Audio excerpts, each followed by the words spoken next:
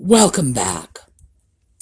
So, I got a request back when I was doing the evolution of living room, kitchen, bathroom styles to do bedrooms. And I had gone through my files because I've done a lot of work on bedrooms on this channel. And I realized that, in fact, although I had done work on the evolution of the bed, I had not, in fact, done the bedroom as a whole. So that's what we are going to take a look at today. Bedrooms. And we're going to do an overview of the larger history of the bedroom in Western culture. And then we are going to pick up with 20th century bedrooms. So, when we come back.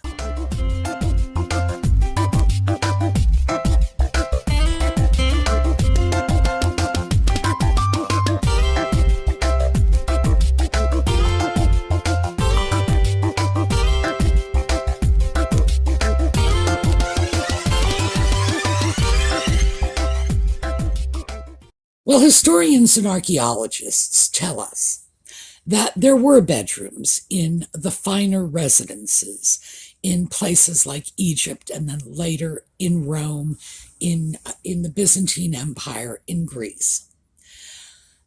But when we start to take a look at Europe as a whole, a bedroom was virtually unknown in the Middle Ages. People slept communally, even in the king's castle. They would just gather around the large central fire and everyone would sleep there.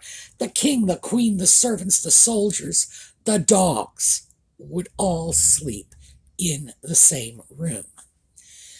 The thing that made it possible for people to have private bedroom spaces was the fireplace.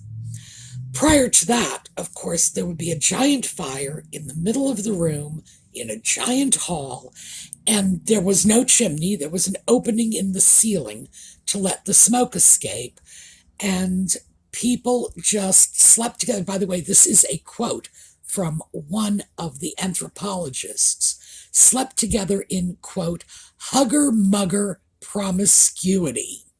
I love that. But it does very much describe what was going on.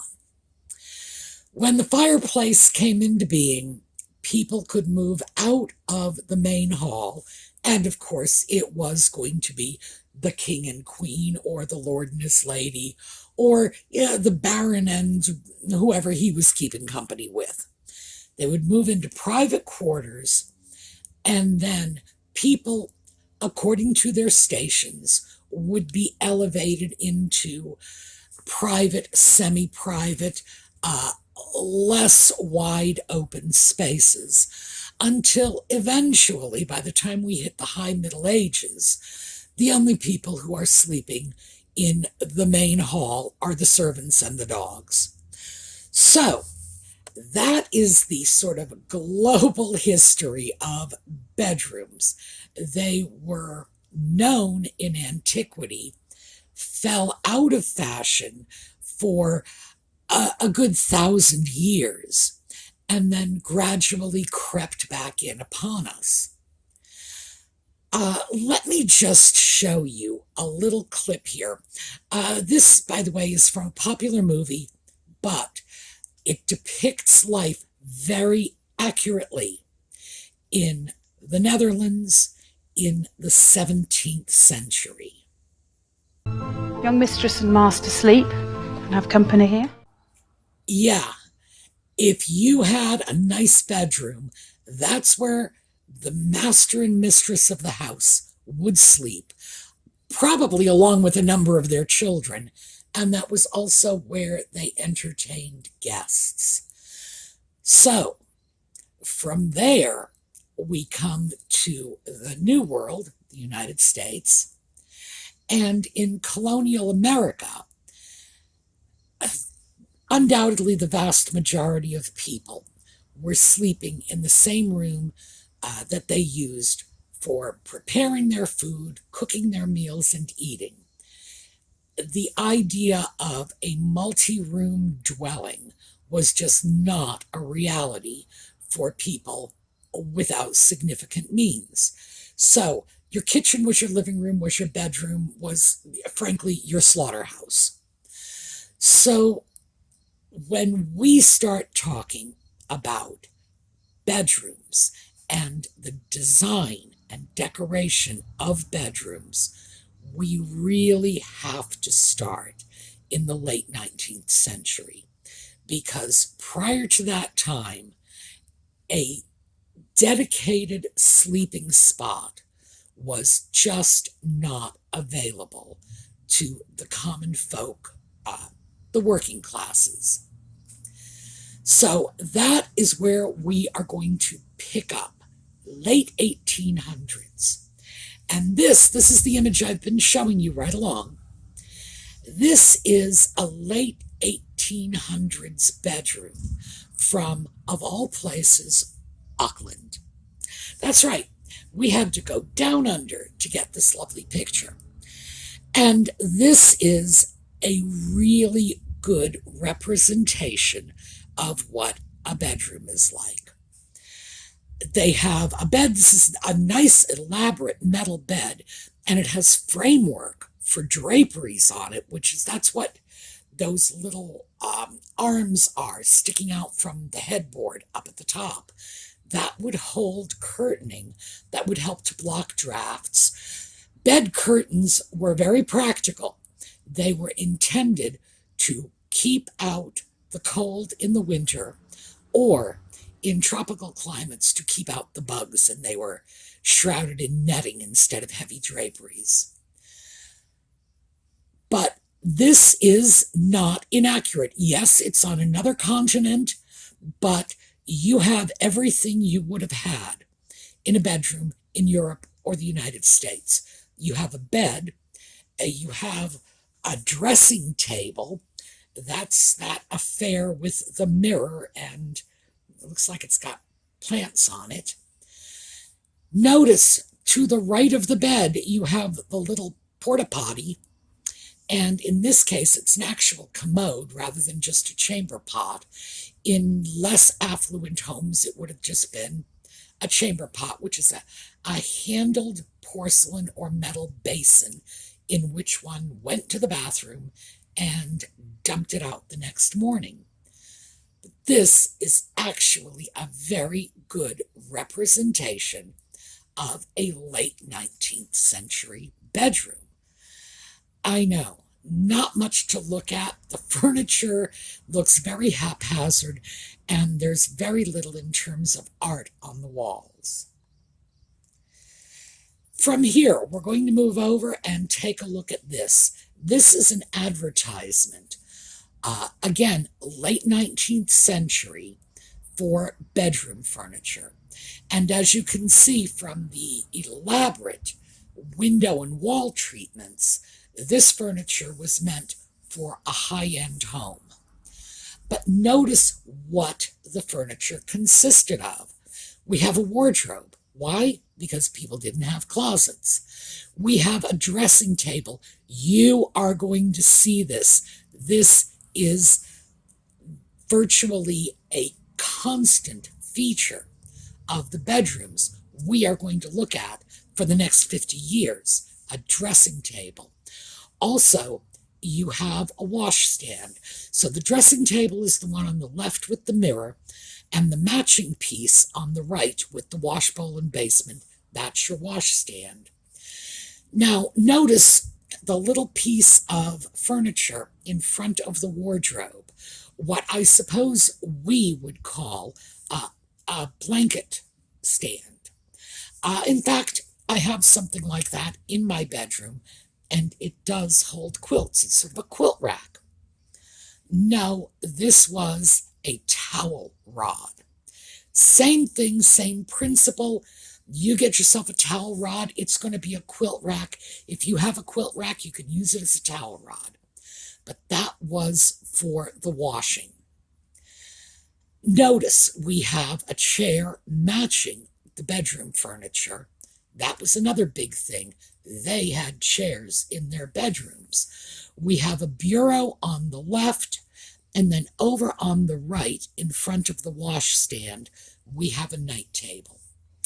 They're not showing the bed, but one can safely assume a bed was part of this set. This was not bedroom furniture for the ordinary household.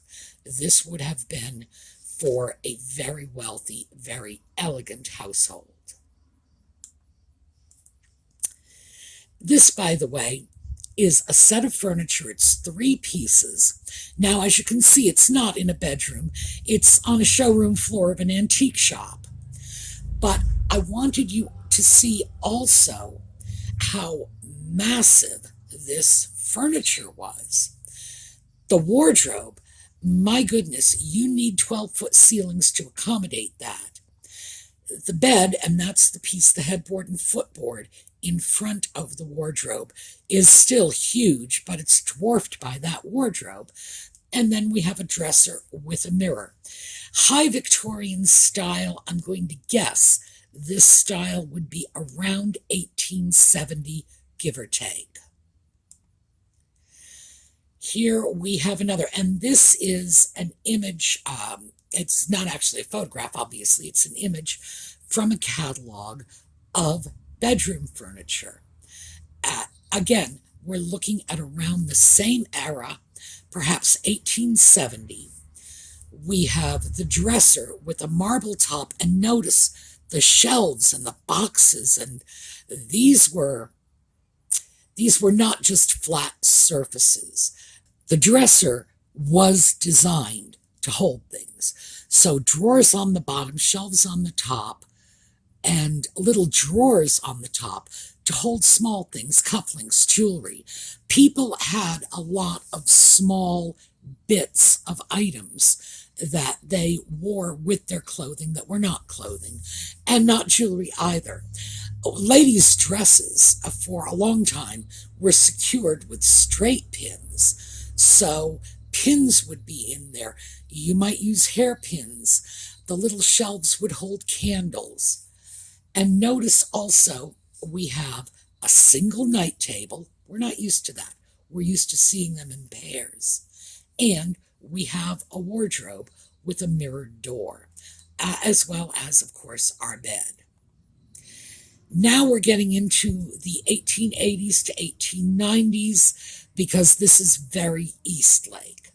And what we have here is a bed, a dresser, and a washstand.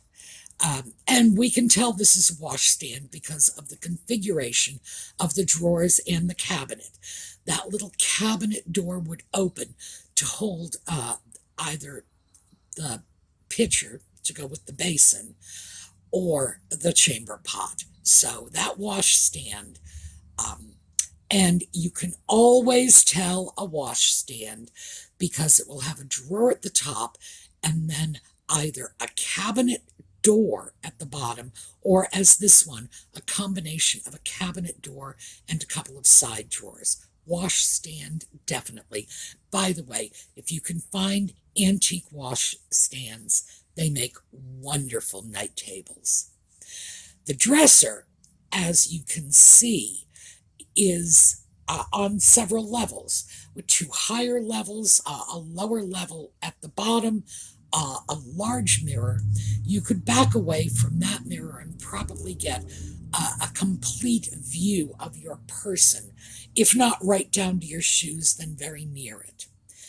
But notice how big the furniture is. We're talking massive pieces in the 19th century. Here is another set, probably again very late 1800s. I am seeing some of the features of the 1880s here, as well as some later features.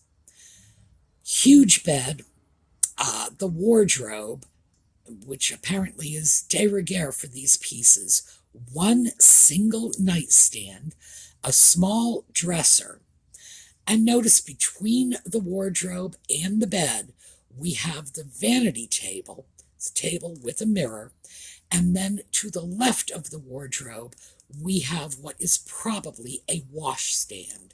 We can infer that from the fact that there are only a few small drawers, I think 2 drawers, and they're shallow, so they would have held the soap or the shaving gear or whatever you would put in such a drawer.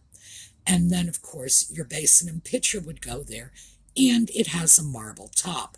How convenient for the water spillage. Once again, massive furniture.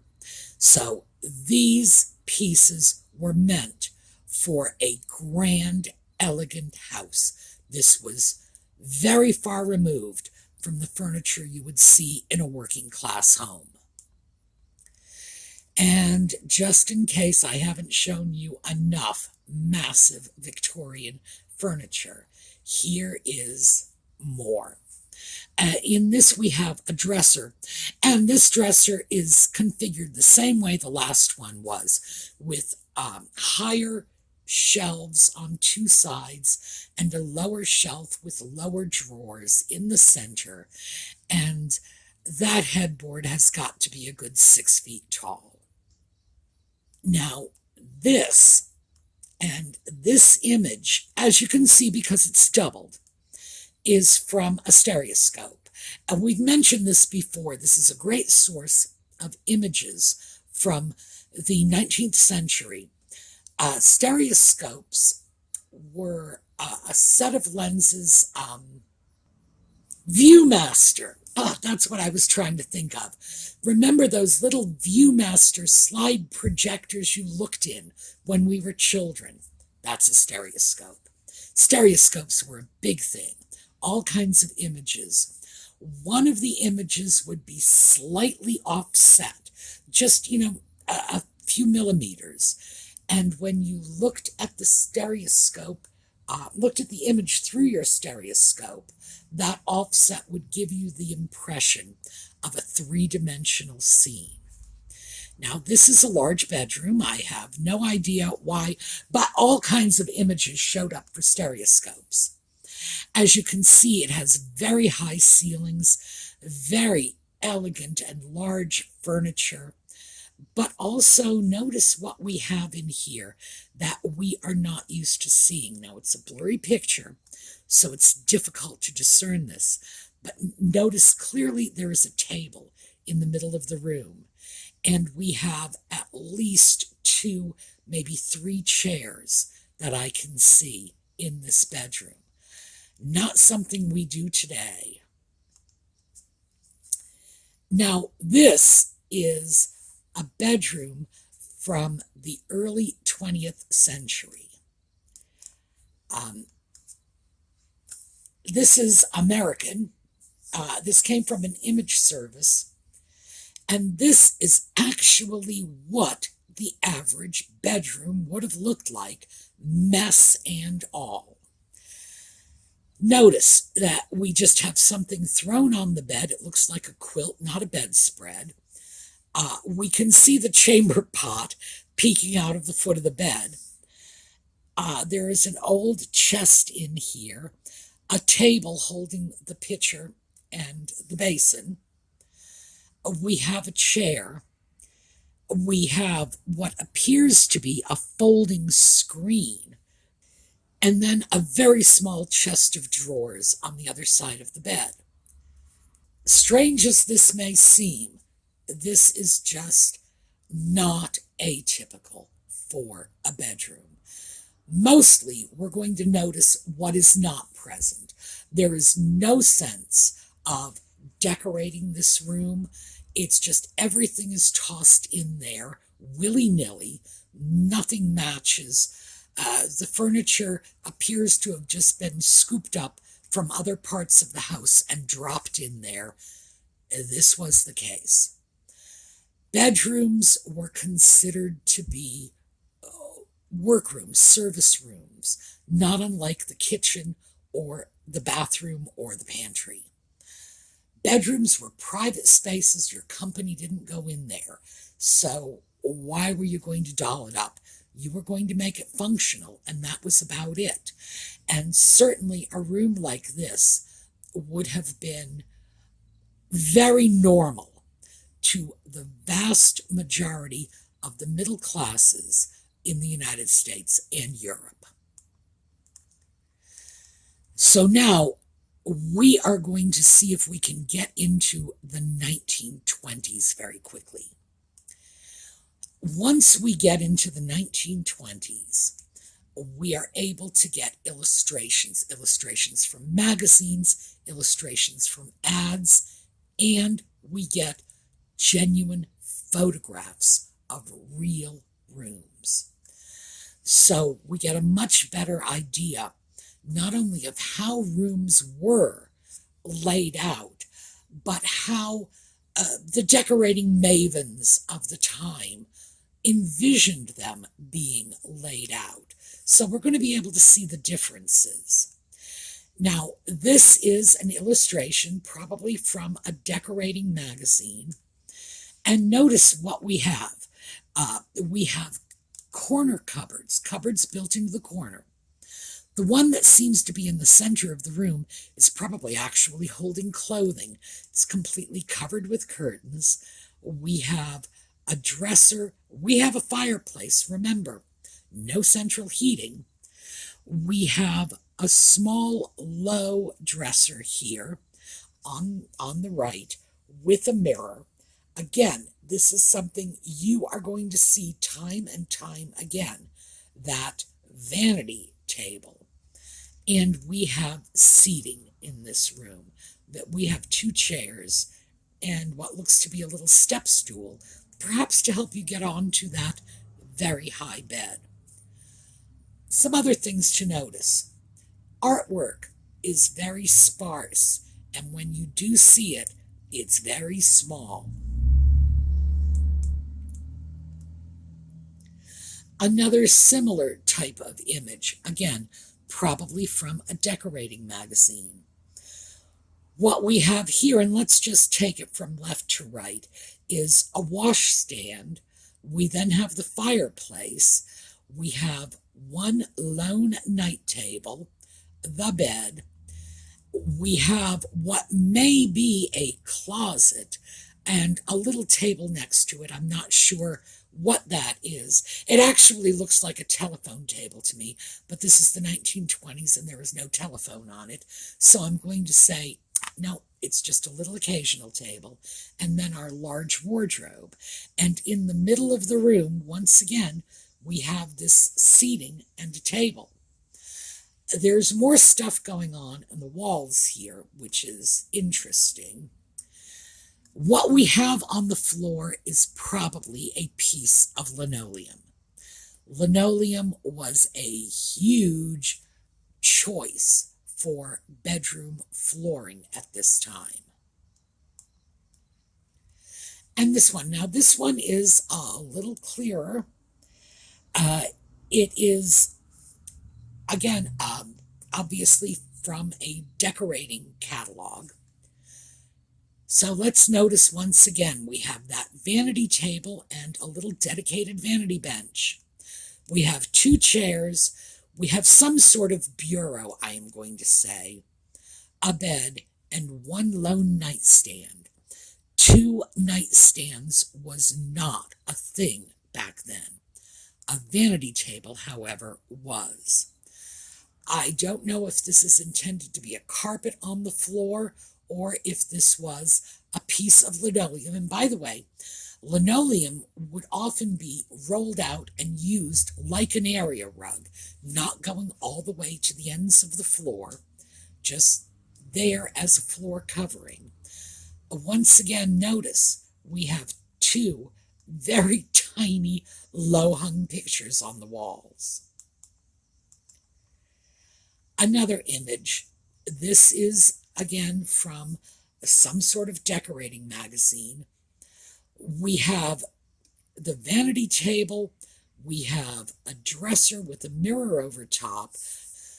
We have a bed, and we have a little round occasional table as a nightstand. The art on the walls, again, super tiny, just 3 little itty-bitty things. That was something they did But any decorator today will tell you that's not how you do it. Modern tastes reject that.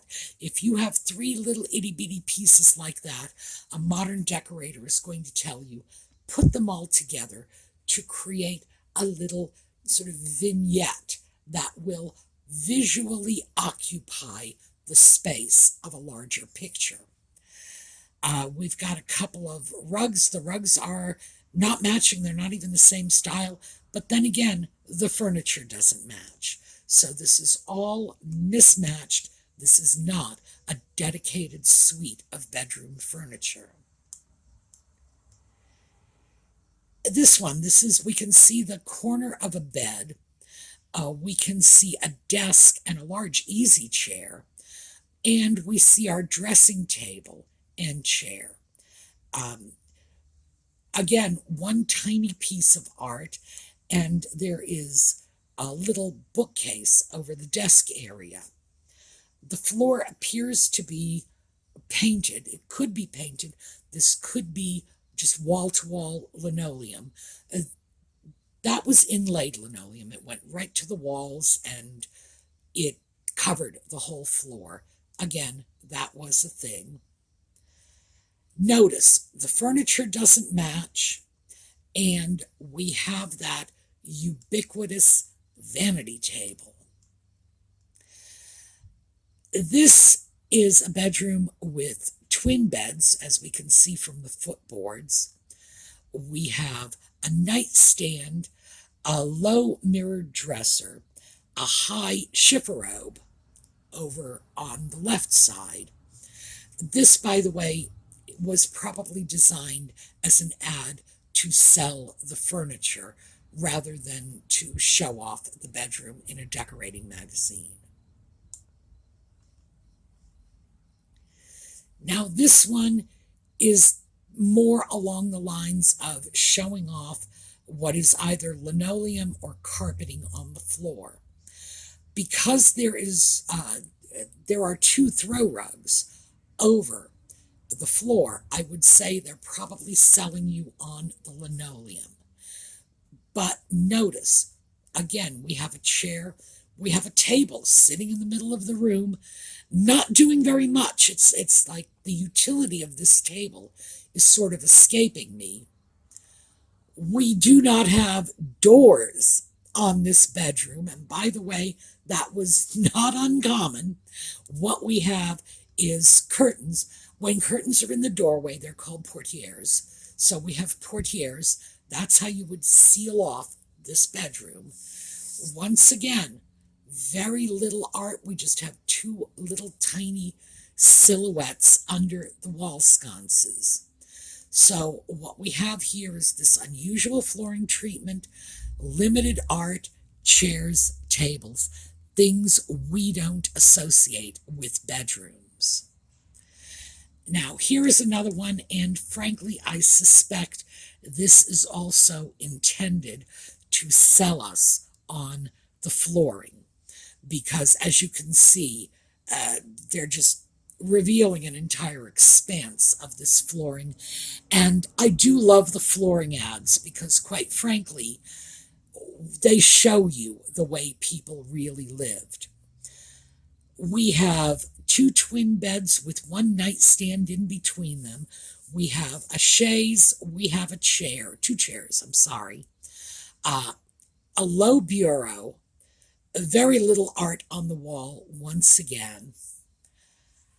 What we have here, and the furniture is all mismatched, all different styles. What we take away from this particular scene is that bedrooms were clearly intended to be lived in more than we live in our bedrooms today. Now, this is actually a photograph. I have no idea what's going on here. I can't even begin to speculate. But frankly, I believe this is from the film industry, just to be perfectly candid. We have our ubiquitous vanity table. We have the bed up on a platform. because we are really starting to get into the 20s at this point, and we're starting to get sort of moving from Art Nouveau into Art Deco. But we do also have a nice comfy chair that we can see in the lower left-hand corner. Obviously, this wasn't meant to illustrate a real bedroom. It's some sort of film set. But I thought you would enjoy seeing this because this is clearly what a glamorous Hollywood bedroom was supposed to look like in the 1920s. And by the way, there is a lot. If you are planning to do a 1920s bedroom, there's a lot you can pick apart and take away from this, including that wonderful Art Nouveau stencil on the wall. Notice the sheen off that bedspread. Clearly, this was satin. The draperies, again, probably satin because you just couldn't get that much pleating out of velvet. Yeah, if I were doing a 20s bedroom, this would be one of the pieces I would refer back to from time to time for little pointers. Now, this is more of a normal bedroom. This is from a decorating magazine. I'm not sure what they were trying to illustrate, but we have painted furniture, all in the same style. We have what is apparently a desk, and that's on the left in front of the window, instead of the ubiquitous vanity. There'll be a vanity in there somewhere, though, trust me. This is a bedroom for one person. I'm going to take a guess and say that this was an article on how to decorate the bedroom for a young girl, because that's what it looks like to me. Notice, no art on the walls. Now, what we have here is a photograph. This is not a contemporary photograph. In other words, it's a photograph of a 1920s bedroom, but I believe it was taken a little later than the 1920s. However, it is, in fact, rather illustrative of how they put bedrooms together. Notice, they have two twin beds, they have one nightstand between the beds, and another nightstand, for some reason, down at the foot of the bed. The nightstands didn't have a fixed location at this time. They didn't have to live next to the head of the bed. We have a sink in the room, so we know this is fairly early, and what appears to be a radiator under the sink. So this, I would say, just in terms of what we are looking at, is probably a very accurate photographic representation of a 20s bedroom. This is, I just threw this in because we have the bed and the bed springs and the mattress, and it's not even $23. I wanted you to see this because this is the kind of bed that was quite popular at that time in the 1920s. And notice the way the bed is dressed. Notice the bedspread is coming up several inches off the floor. They didn't want their bedspreads hanging on the floor. It's a single bedspread. That's not a bed skirt with a comforter over top of it. And we also have a little night table, one lone night table next to the bed. This is most likely a metal bed, probably not brass, likely iron, but there you go. This is another photograph of a bedroom from the 1920s. This one, by the way, I believe is a legitimate photograph taken in the 1920s, as opposed to the other one, which I believe was taken a little later. And notice, twin beds, one nightstand in the middle. We have a chaise and chair, plus We have a corner cabinet full of china in the back wall. So, yeah, they did not have a clear sense of bedroom as a dedicated sleeping space, even as recently as the 1920s. This is another photograph. Again, this is probably a little later than the 1920s, but is probably depicting a room as it looked in the 1920s. In other words, someone grabbed a camera, took a photo of Grandma's room in the 1940s, and the room hadn't changed since Grandma slept in it in the 20s. This is pretty accurate. Notice how low the mattress is. This bed would have had a springboard, I should say this too, might have just had slats. Usually at this time, it was a springboard, a metal frame with springs running across it. The mattress, which was usually no more than maybe 6 or 8 inches thick and stuffed with cotton, would have sat on top of that. This was not going to be a very comfortable night's sleep. Now, what do we need to take away from this?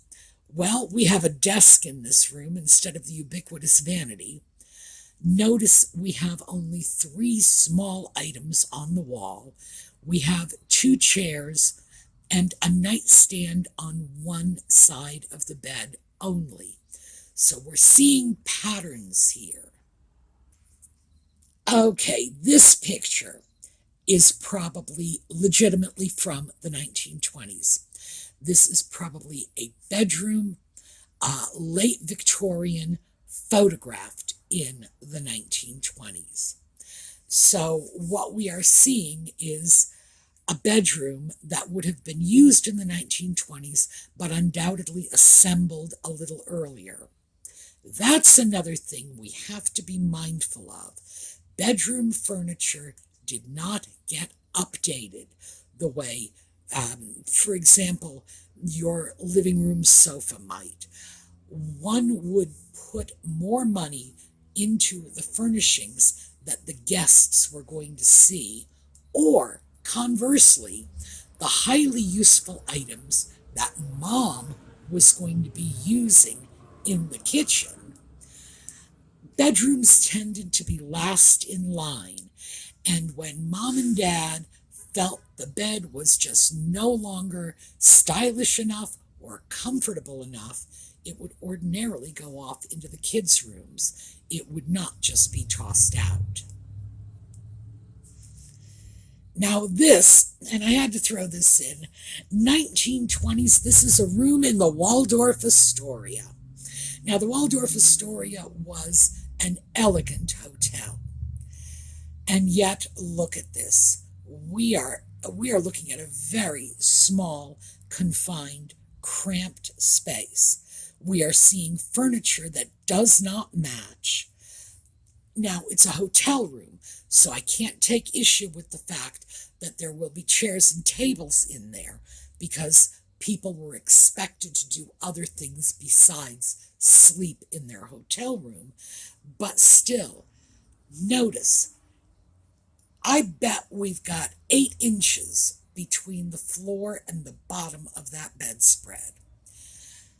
If someone actually wanted to put together a legitimate turn-of-the-century bedroom, even though this is supposed to be a picture from the 1920s, I would say this is what you would go by. You copy this bedroom out and you have what most people had at the turn of the century. So, I am already way over time, so we are going to have to close off on the Waldorf Astoria bedroom. Yes, the height of elegance. People paid money to sleep on that thin, lumpy mattress. My. We are going to pick up tomorrow and see how far we get, because in the 1930s, we are going to start to see some serious style changes. All right. Have a terrific day. We're going to take a look at a slideshow on the way out, and I will see you all tomorrow.